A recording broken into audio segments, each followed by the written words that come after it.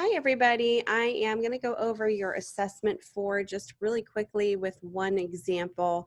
I know that your instructor goes over, each step in the lecture. So I'm just going to show you one example. If you're struggling, for instance, with one of the print versions that you're trying to get ready for print. So basically what you're going to be doing is downloading this folder here in the prompt, excuse me, and then you're just going to follow the instructions here, which are basically getting your image ready for either web use, excuse me, or print use. So you will have folders within this zipped folder. And in each of those folders, you're going to do exactly what the Word file tells you to do. So it may say, get this image ready for web use, or get this image ready for print. So what you're going to do is you're going to open each image up and each Word file and do what you believe would be the necessary steps and what is shown here actually in your instructions. The checklist is basically, that gets a little confused. People say, oh, I don't see a checklist. Basically, the checklist is what you're going to be opening as a Word file, and I'll show you here in a second.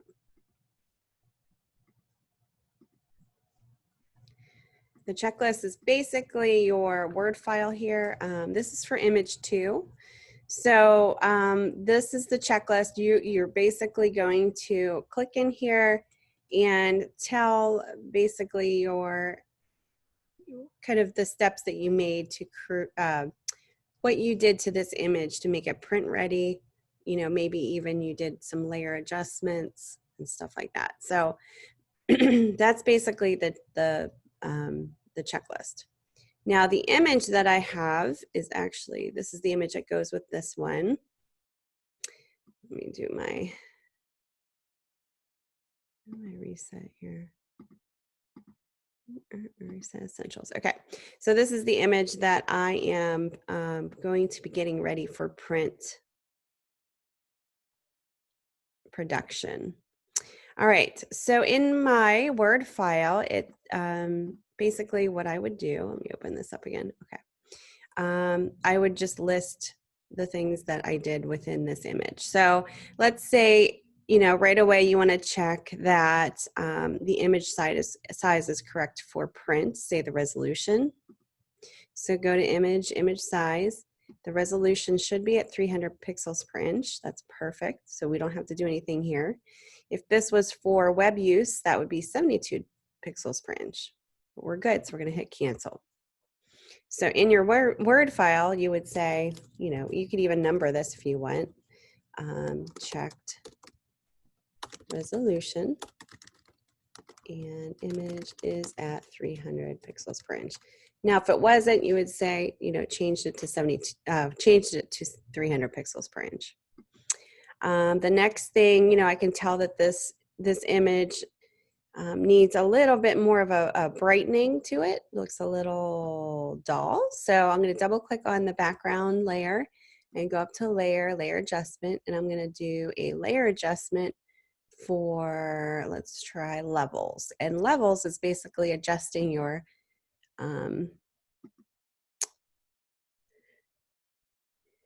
darkest point, you could change your neutral to, and your highest point. So here's your let me pull this out so you can see a little bit better. Here is your levels. This is your neutral tones here, and this is your darkest, and this is your lightest in the image. So I'm going to pull this lighter stop. This is what they're called, stops, to the edge of where this histogram is, where it peaks. So the whites are whiter.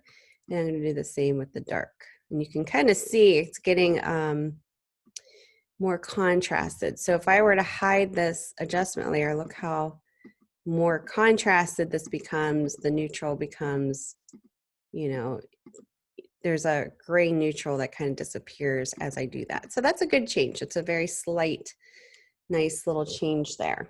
Now you can do other stuff to it too. You can, you know, change whatever you want to do to enhance the photo. It shouldn't be too crazy. But when you're done, just make sure you make note of that on your checklist. So just say, added adjustment layer to adjust contrast, made it brighter or something like that. Okay, so because this is for print, we want to make sure right before we save out, we want to check the color mode. So we go up to image mode, and it's an RGB, which is okay while you're making changes, but right when you're ready to save out, if it's for print, you want to change it to CMYK. And the reason being is CMYK stands for cyan, magenta, yellow, and black.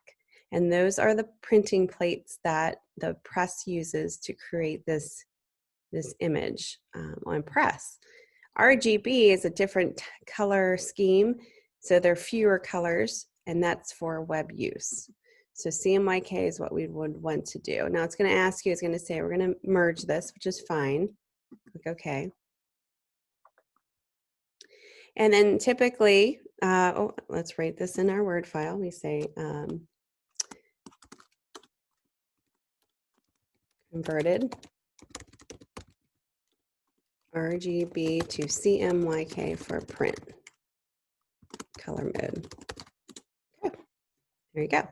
Go back to your image, and typically, and this is kind of a tricky part of this assessment, and this is why I'm showing you the print version here, because Canvas, when you submit all of these, because you're going to submit all of the changes that you did to your file, and when you do that, when you save it out as a TIFF file for print purposes, that's what you should export it out as.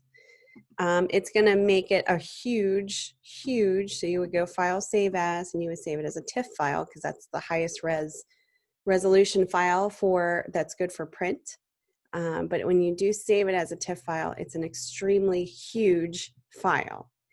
Now, because you guys are on Canvas and you have only so much room to submit your work, I've run into issues with students trying to upload their zipped file because all the TIFF files are extremely large. I'm talking like really, really big. So my suggestion is just save it out as a JPEG as of now. This is not what you would do in real life, but save it as a JPEG. You can do a low quality, that's fine. But the one thing that you need to add into your checklist is export out as a TIFF file or print. As long as you have that in there for your print, if it says intended use is print, even though you're saving it out as a JPEG for purposes of it not being so big for you know, submitting, as long as you have this in here in your checklist, you're good to go. And that's what we're going to look for as instructors when we're grading your work. Now, if you're saving this for, you know, if this says web, obviously you're going to be saving it out as a JPEG anyway, because that's basically the file format that you would do for the web. And just the opposite of resolution, you know, you would, if it's at 300 pixels per inch, you would change it to 72. You would do any adjustments to that. You would convert it to, or you save it as an RGB and then export as a JPEG. That's what you do if your intended use was for web use. That's kind of how you would handle that.